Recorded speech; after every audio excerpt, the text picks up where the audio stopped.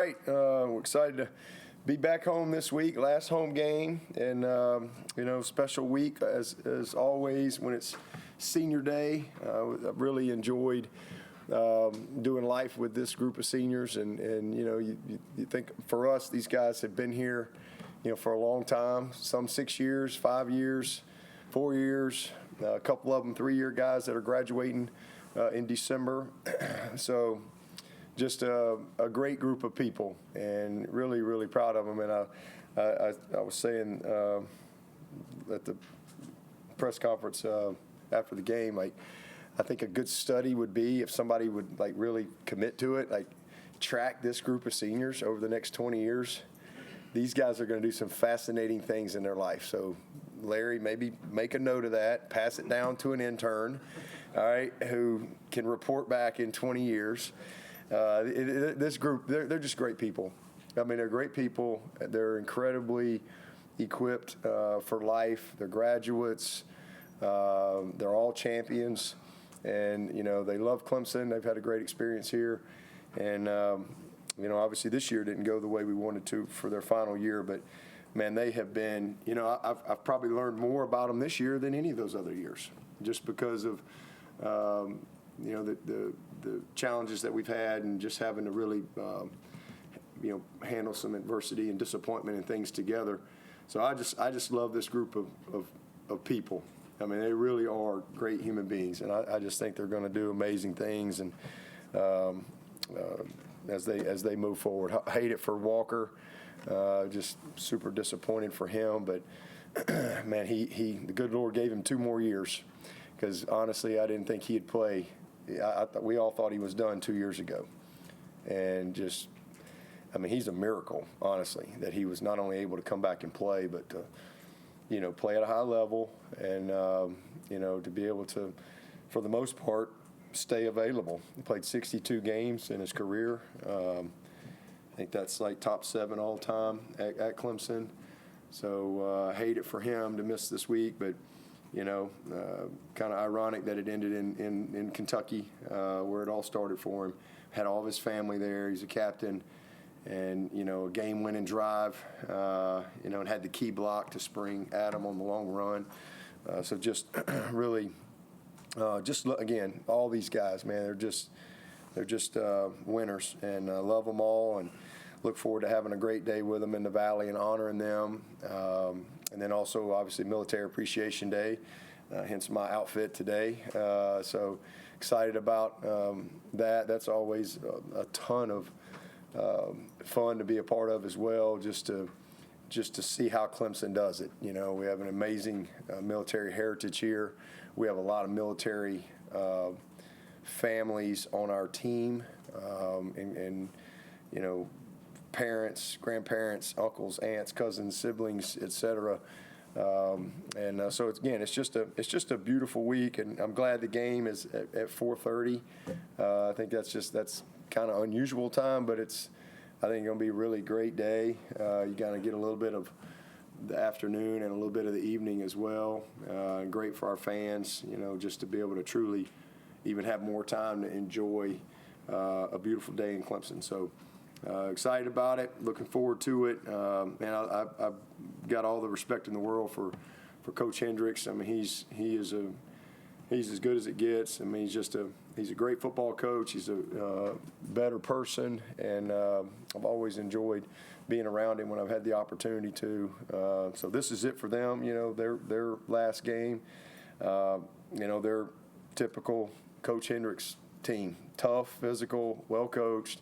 And downhill runners, they've got some skill outside. They're top 20 in passing in the country, and so that's certainly an area I know they'll try to attack us there. And then we're on the other side. I mean, they've got a defensive end that's got 13.5 sacks, number 95, who's gotten after you, and same thing. They're a 4-down aggressive defense. But, for us, man, just want us to play well. It's an opportunity to punch our ticket to postseason. Again, that's from where we were to be able to fight back and get back to where we have a chance to get to the postseason. Just proud of the guys for battling all the way, and that's a streak that we have an opportunity to keep alive and create some more momentum. I mean, it'll be 3 in a row, and opportunity to again finish, on a strong note.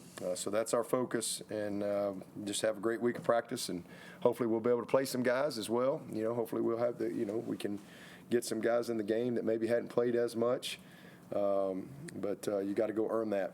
And Furman ain't going to make that easy, that's for sure. But look forward to the day, look forward to the week. And injury-wise, you guys are up to date on where we are with Brayden and Walker, with those 2 guys. But other than that, we should be, full go.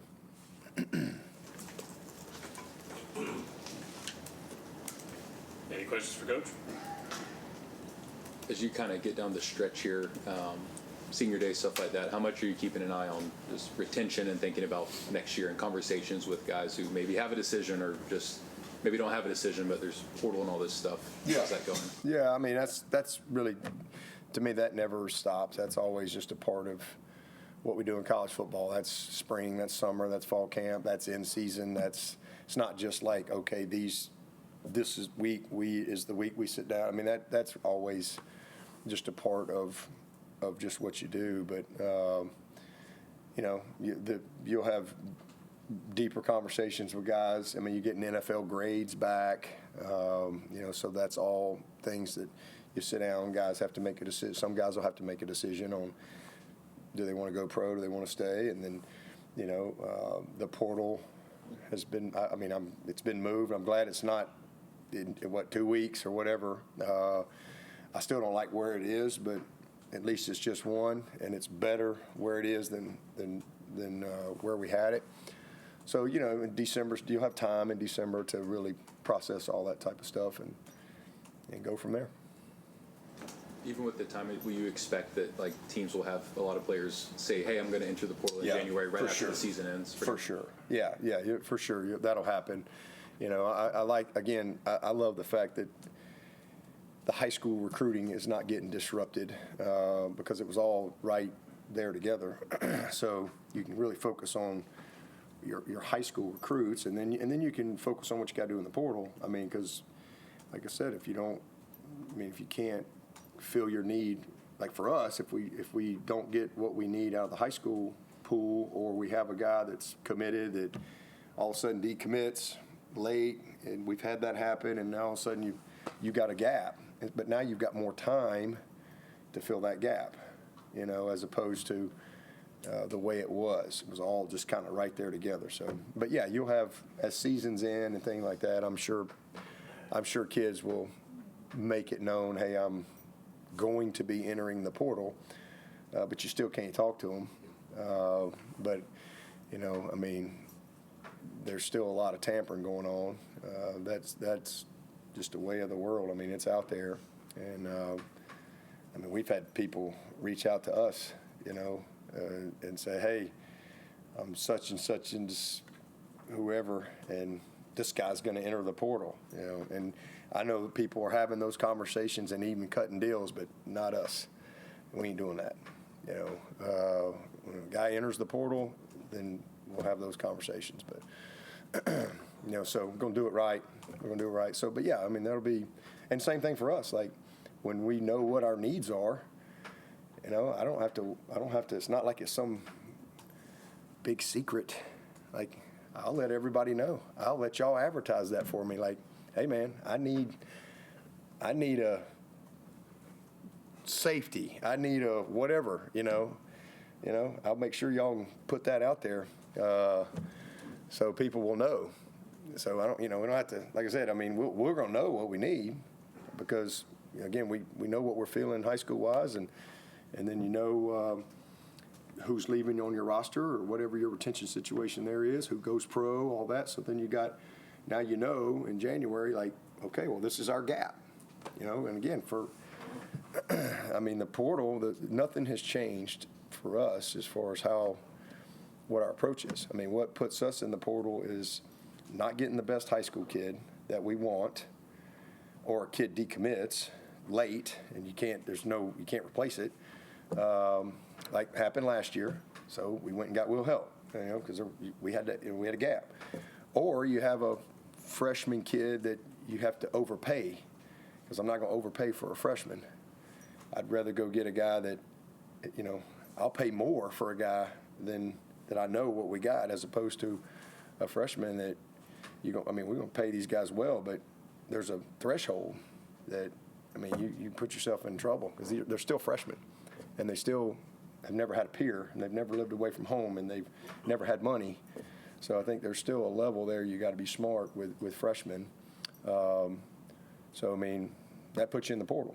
Or you have guys leave on your roster that you didn't want to leave. That puts you in the portal. You have to fill the gap.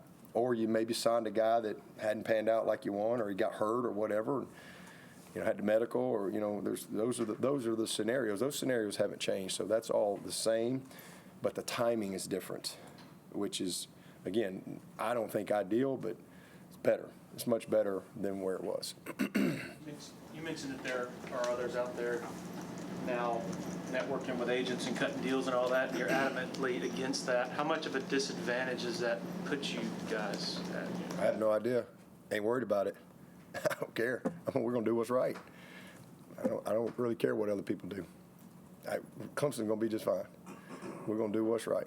We always have. There's been deals cut for 100 years, and we've always won, and we'll continue to win. We'll get the guys we're supposed to get. You just used the word pay. You just said pay a couple of times there in talking about athletes. Yeah. And there's rev share. That's what we have. You have to pay. It's rev share. You said in the past you would never pay. No, I never said that. I said I'm against professionalizing college athletics, where we don't have education, we don't have scholarships, we just pro football. And that's not the case. I know there's a lot but these kids go to school. They have to go to school. They have to qualify. They have to take tests. They have finals. They have degree completion percentages that they have to make. They have to pass a certain amount of hours. Those things are real. Those things aren't make-believe. These are student athletes. But their opportunity is different. Their scholarship's different. The rev share, all those things are great. Those things are great, but they're not. It's not just a professional contract, and you just show up and play football. Like they got it. There's a lot that they have to do as college athletes. That hadn't changed at all. You mentioned that's on the recruiting side. Last year, you guys had 70 commitments. Did you guys change anything this year to kind of limit that number compared to this year's class? No. Just take it as they come. We just recruit the guys that we think that fit us, and you just don't have any control over that stuff. You really don't. Guys have to make decisions, and but at the end of the day, we're going to sign a great class, and then we'll fill in with whatever gaps we have based on the things that I talked about, and reload and go again.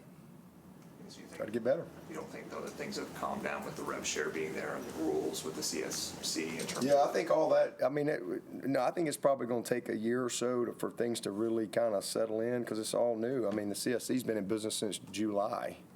I think, and everybody front-loaded all the money. So I think there's a settling process, but sooner or later they're going to justify why they exist. The CSC. One of these, somewhere along the line, they're going to justify their existence as an organization. And, their existence is to enforce the cap and to make sure that there is a legit NIL process, that everything's approved. There's a process. We haven't had any processes. So it's not that you can't do NIL. You certainly can do that, but there's at least there's some process to it. So I think we're heading in a better direction. We're not there, and we're probably a year or so away from a little bit more order. But it's way better right now than it was last year, 2 years ago, 3 years ago, at least from a structure standpoint, but not fully, in effect. One more on retention. Just obviously, when you have a 5-5 season, Sharks are going to circle. Do you have a good sense of your top freshmen, sophomores, guys like that who maybe don't have an NFL decision but might hear from another school that those guys are? That's just the way of the world. That's a yearly thing. I mean, but we communicate with our guys daily. That's not something we do just once a year. There's always, but there'll be some guys that you probably expect to maybe leave, and then there'll be some other guys that maybe surprise you. I don't know. We never know. You never know. Those are all real-time things as they come about. But we got a great group of guys that I think love Clemson, came here, for the right reasons, and but again, you just react to whatever comes your way. Obviously, still so much to happen, as you pointed out. With you don't know who's coming, going, high school size. But do you have an idea of a portal size as it stands now? I mean, we got a few 5, spots. 7, 10? I mean, I don't have a number. We know we got a couple of spots that we've got to fill, and we've known that.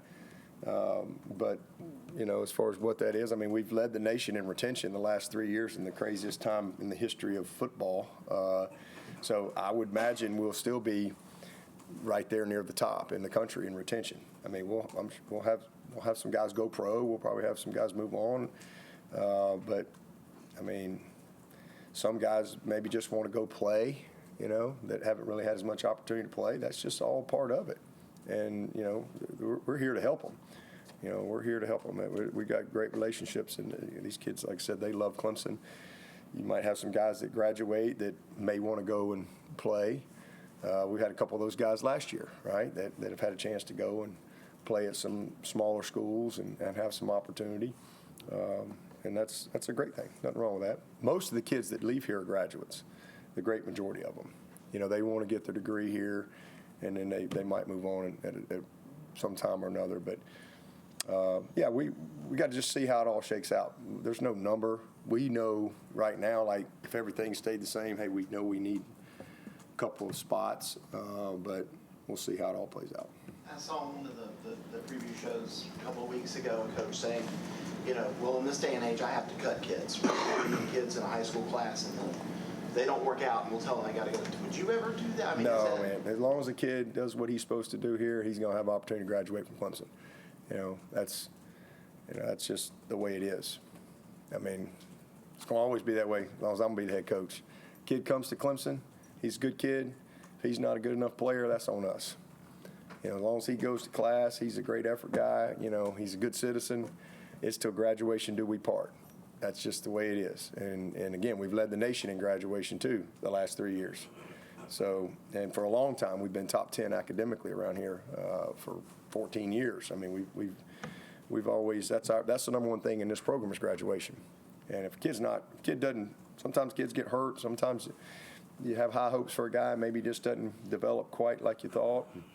But no, that's not who we are. But when we do decide what we need, I'm going to let y'all advertise it for me. I'm going to let y'all tweet it out, and because I don't have social media, so I'm going to have to count on y'all to tweet it out for me. Coach Swinney says they need a boom, and call 1-800, Dabo.com, whatever. We'll need somebody. So I'll let y'all advertise that for me when we get to that point.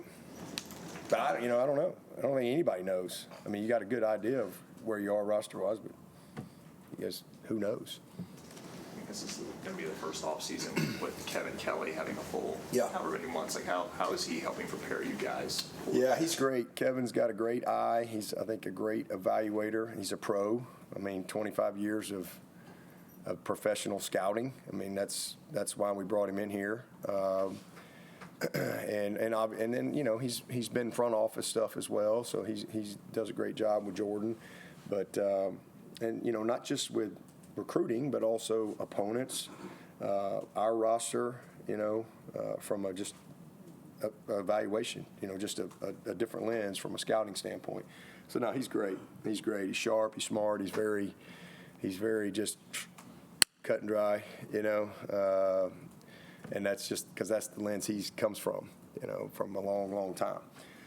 So he's been good. He's been a good voice in the room, and I think this is really his kind of first full year, because he came in the spring, so we're kind of down the road, but he's been a part of everything, and he's got like I said, he's a great resource and a good addition to our staff. How much is his role just evaluating the roster and saying this is where we have needs, or is it more looking at outside players and saying? Yeah, everything. I mean, we all do that, but he just, like I said, he brings a different lens, and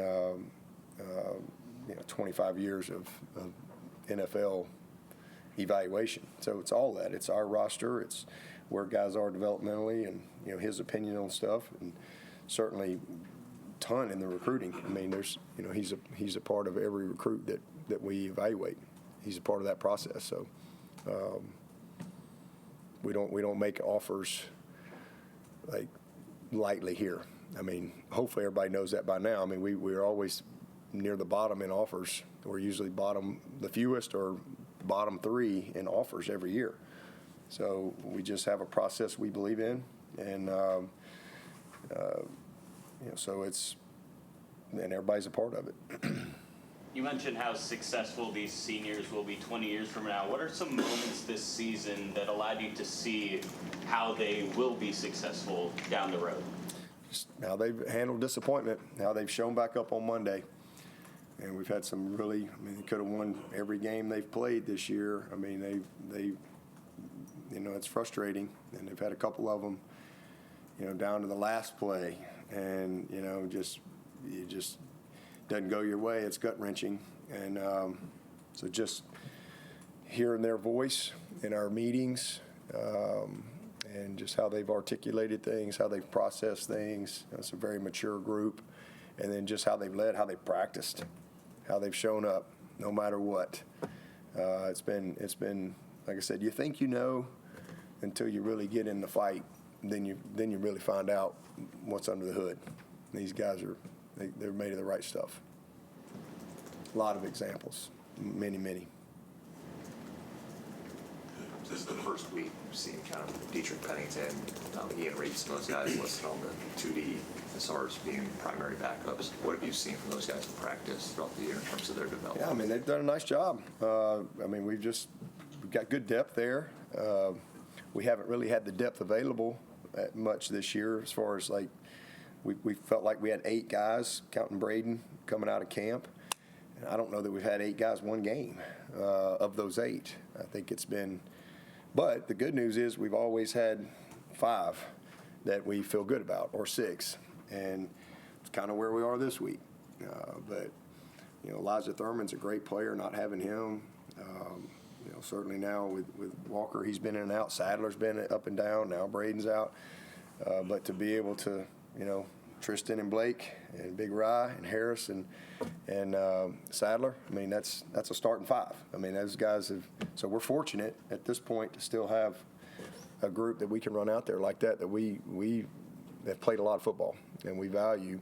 And then those other guys have all been, whether it's been Walker, it's been Brayden, Elijah. Those guys are great players. Wish we had them all. But that's created opportunity because Dietrich now is and he's done a good job for us when he's had opportunity to play. He's been on some goal line stuff, some short yardage stuff. He's obviously starts on our field goal. So he's got to step up for us. We need him. And Big Rock, Rock's gotten up in there, and we really value him. He's a redshirt freshman. He's a good player. He's tough. He's physical. He gets his hands on you. He's a problem. And, we're excited about his development. I think he's done a great job. So those 2 guys right there. And then, Mason is a guy that's hadn't had much chance to play, but he's a redshirt freshman. He's developing. He's had to play some more tackle. We really think he needs to be more inside, but he can play tackle. So he's had to do a little bit of both. Ian, as we all know, has been this is by far the most consistent that he's been able to just practice football. So he's missed an enormous amount of time, which really put him behind, not just mentally, but physically. So, but he's back, and he's in a position to where, now, again, he's got to be ready. He's technically just a redshirt freshman. So, those guys are just developing and coming along. It hurt us losing Easton Ware. Easton was a guy that would have played a lot this year as a true freshman. So not having him. And then Gavin is a kid that we have, a lot of confidence inside. He's a guy too, but, we've got to try to create a little tackle depth the best we can, because now, we've lost a lot of guys that can play tackle, because Elijah is a tackle guy. He played both. And Walker, he could really play right tackle for us if we needed him. But him being out and Brayden being out, that's two very versatile players that we don't have available now. So it puts a little more pressure on some of those guys. I think Tyler Brown's averaged like 9 snaps a game the last 4 games. I know he's behind Antonio, that's part of it, but is he just not suited to play in the other positions? No, it's just, we just got him right there where we need him and ready to go if something happens to Antonio. It's a critical position for us, and that's just kind of the way the snaps have been. But we love TB. I mean, he's a great player. But we just, he can only rep so many places, and, he got a lot of great days ahead. So he's just a sophomore, got a couple more years left. How did, Brayden hurt himself? Jumping up and down. Just literally jumped up, just on the field, just jumped off, coming off the sideline, just jumped up and down and went down. And he got back up, and I didn't know anything about it until after the game. I couldn't believe it. It's crazy. You mentioned you don't. I guess you were like where the transfer portal day is, but it could be better. I guess where was like the window to be. Yeah, I mean, everybody's got a lot of different opinions on it. For whatever reason, and there's different reasons why everybody feels the way they feel. And honestly, they could put it in November for all I care. I just wanted one window, like the 2 window stuff. That's just crazy, So I definitely didn't like it where it was in the same exact day signing area as the high school. I just felt like that was not good. So it's better where it is, but I just think the bad part is you got a lot of kids that, it's not going to affect us this year, but there's going to be kids that are going to miss playoffs. There's going to be kids that are going to miss national championships because they're forced to make a decision. And then with your rosters at 105, they're dwindling down to 105. Now you got guys that are hurt already, and now you got some other kids that are going to go in the portal, and you're trying to go play in a playoff game. It just puts a lot of stress, and I just personally think you could put it at the 1st of February. I think there would be I think there needs to be a cooling off period. First of all, there's a lot of kids that I think that would probably end up staying if there was a cooling off period. Because, sometimes, young people are emotional and not always rational. And then you've got, agents and all this stuff and all these things. And I just think if and school, nobody wants to talk about school anymore. But a lot of these kids aren't going to graduate because they're transferring and they're losing hours. And I think what's best for the kids is it to be later, whether it's 1st of February or in the spring. I just think it's better. If you want to, some coaches say, well, I want to know my roster when I start in January with all, and that's great. I get it, but, sometimes kids are being forced to leave. And then, I don't think that's good. And then I think, again, some of these guys would stay if there was because again, it's emotional. Maybe you didn't play as much. You didn't like your role that year. You don't really have a vision for what's coming. But all of a sudden you get back out there and it's a different team and kids develop and they get bigger or they get better, bigger, faster, stronger, whatever, smarter. Because we forget it's a developmental game. And, if they stay, all of a sudden, like I said, maybe they decide to leave at the 1st of February, but at least they get another semester of school. They don't have to be in your building. They don't have to be all that. And at least you can still know what your team is when you go out to spring ball and all that stuff. But kids they wouldn't be pressured to miss a playoff game, to miss a national championship game, because they have to make a decision. And so I just think it would be better if it was later. That's just my opinion. Again, whether it was February, if you want it, you could put it 1st of February. All right, at least you know now who's not in, who's not out, and you can get those guys out of the building, but they can still go to school. And then you can go to spring and do what you need to do, and then you can fill your roster in with what you need, and hopefully they're going to have a little bit more OTA opportunity as they change the structure of. Some people are going to sign more high school kids. Some people are going to sign more portal guys. And so whatever fits you as far as how you want to do spring practice or OTAs, I think that should totally change, and it should be up to the institution. Because schools are different. It's not a one-size-fits-all. And like I said, some schools are going to sign all portal kids.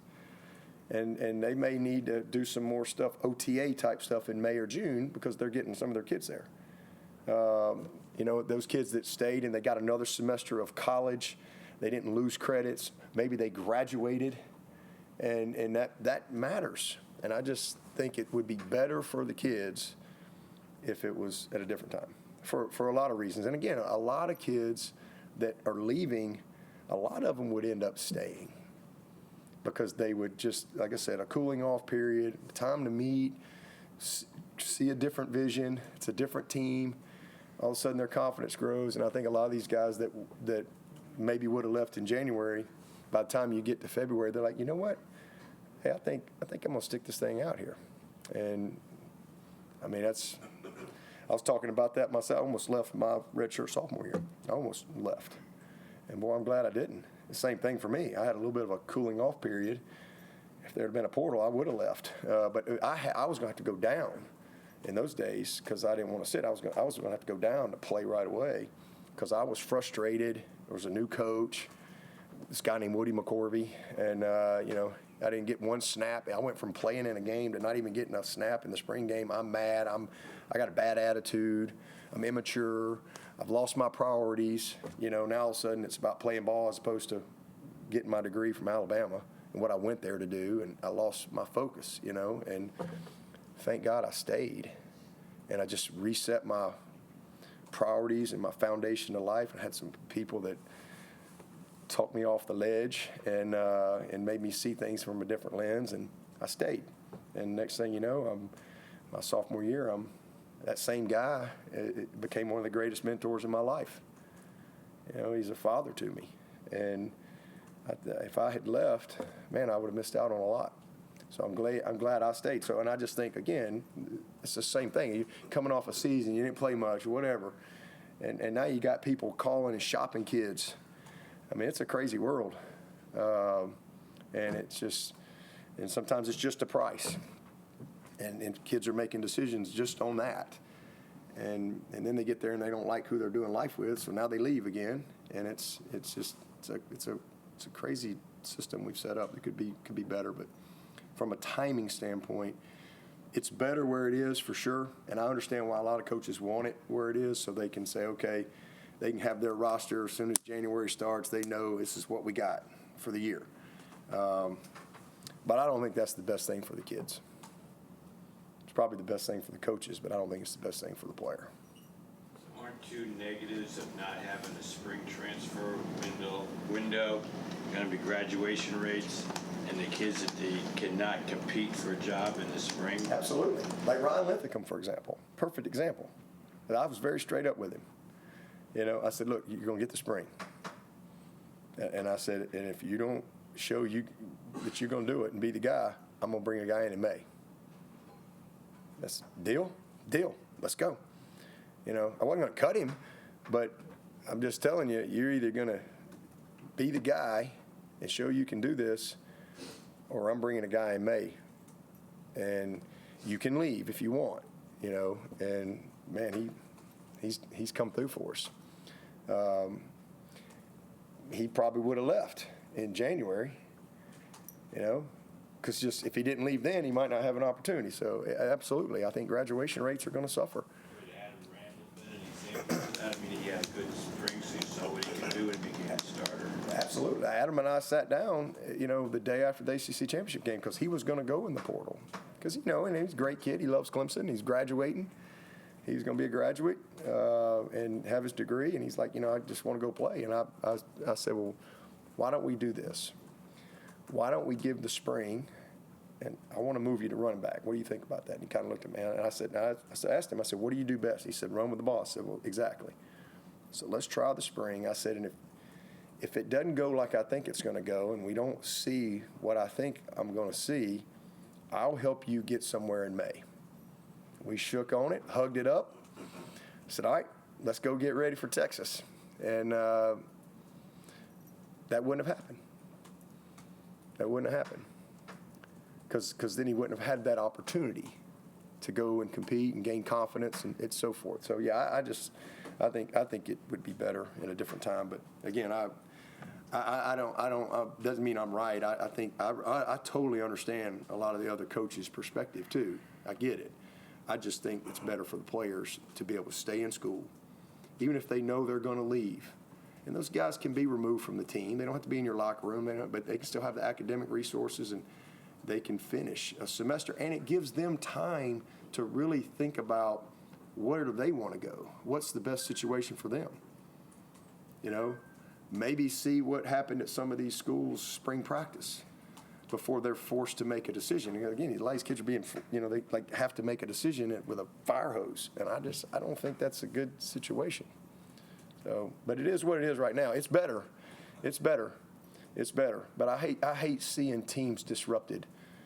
And again, it's not going to affect us this year, but I hate seeing teams disrupted in a playoff, a national championship. I think every Final Four team had guys out last year.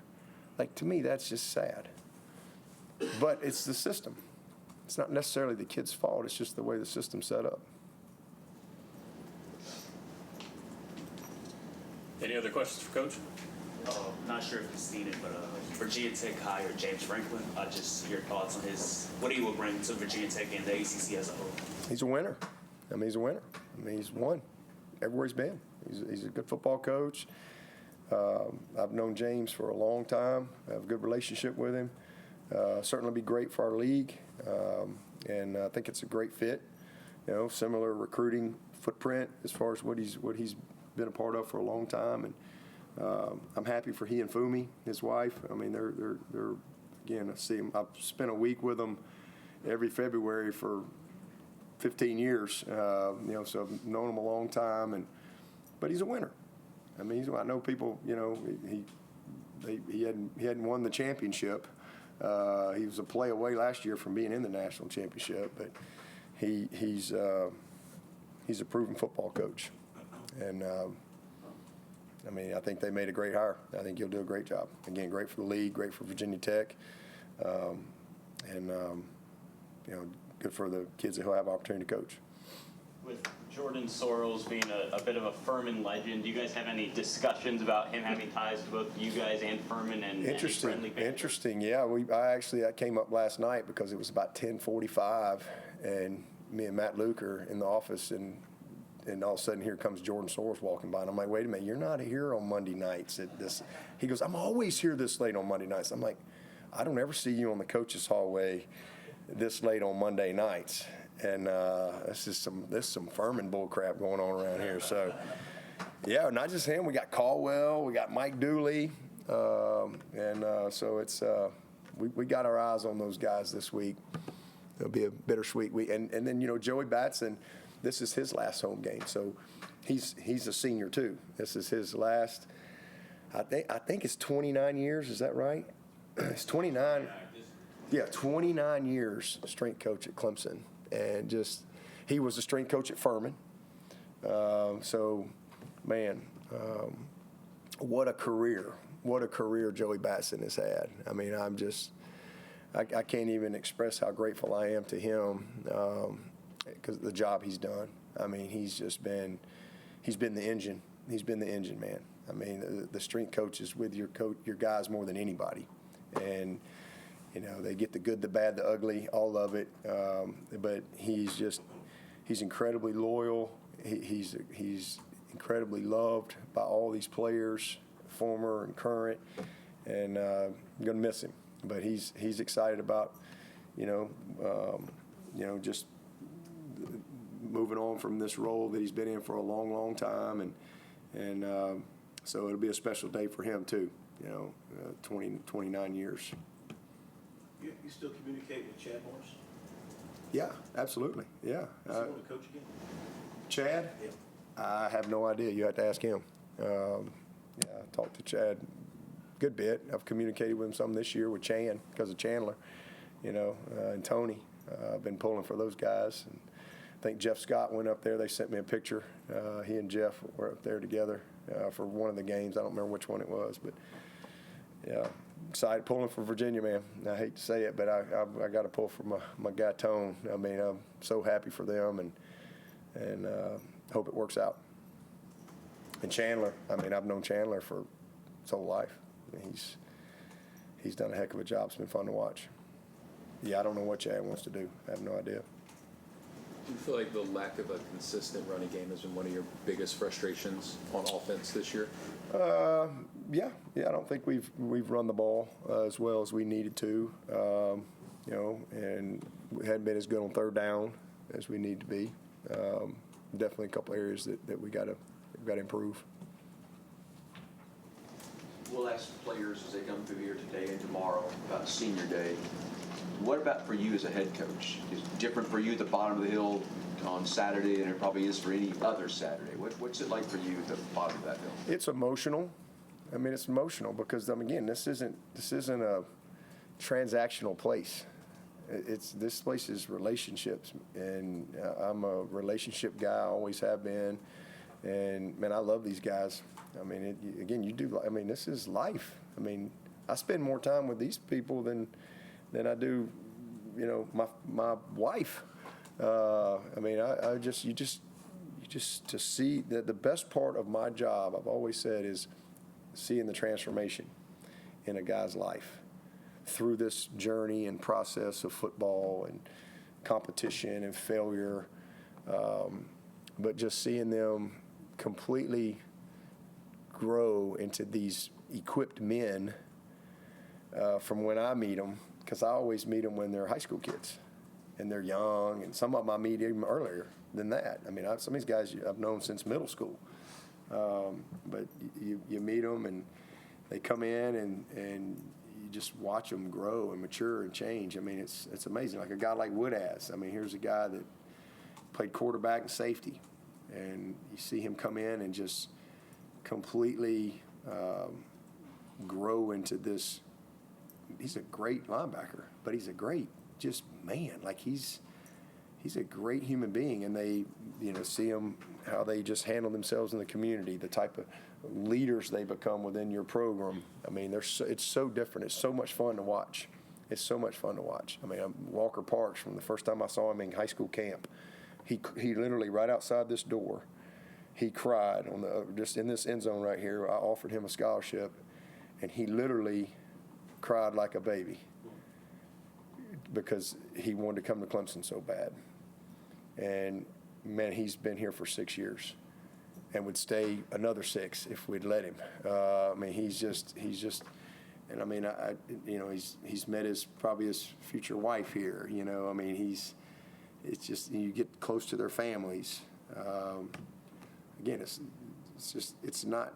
We don't have many guys where I've known for 6 months that are in or out of here. We don't have many of those guys. These are deep relationships. And seeing these guys grow, and some guys it's gone just like you wanted, and for others it didn't go like you wanted. There's ups and downs, and that's life, and that's football.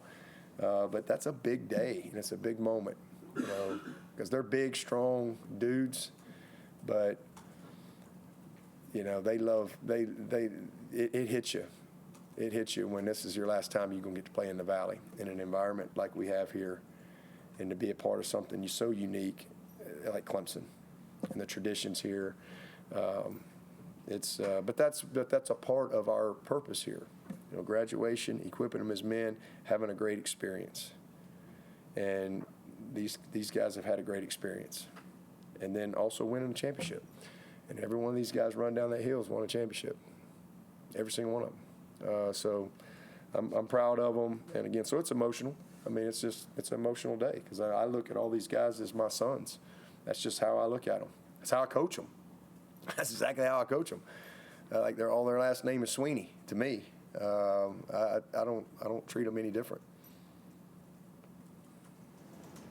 Coach, I do want to ask you about one guy who's coming through later today, who maybe that doesn't necessarily get the spotlight, and that's Philip Florenzo. For a guy who is a self-professed crawl-on, who just crawled on the roster via tryout, what has it meant to you to watch his journey to this point? So you've gone from here to now the podcast role over here. I mean, Flo's amazing. I mean, he is. I love that kid. He actually has a chance. If somebody will give him a shot at the next level, he could do it. Because he can run well enough and he can tackle. He's got value in coverage. He's big enough. If somebody will give him a shot, he could make it. There's only 32 of them jobs on the planet, so it's the odds are against him. But he could do it. But he's just a true crawl on. Like, he just came to Clemson, and we had our walk-on tryout, and I think he had tried a couple times, and then maybe COVID, and it got canceled and all this stuff. And so, I go out there and I'm like, we're evaluating the snappers, and I went, oh. I said, let's do that again. And then he came over there, and I needed a snapper. And same thing, right out there on the field. I didn't know anything about him. I didn't know his story. I knew nothing other than this guy's throwing a dart. Now Dooley we had his GPA. We had all that stuff. He was eligible. He's in school at Clemson. And I said, all right, you're on. You got a spot. And he started crying. And then he told me his story and how he got here and what his dream was and how hard he had chased the dream just to get a tryout. And so it was pretty cool.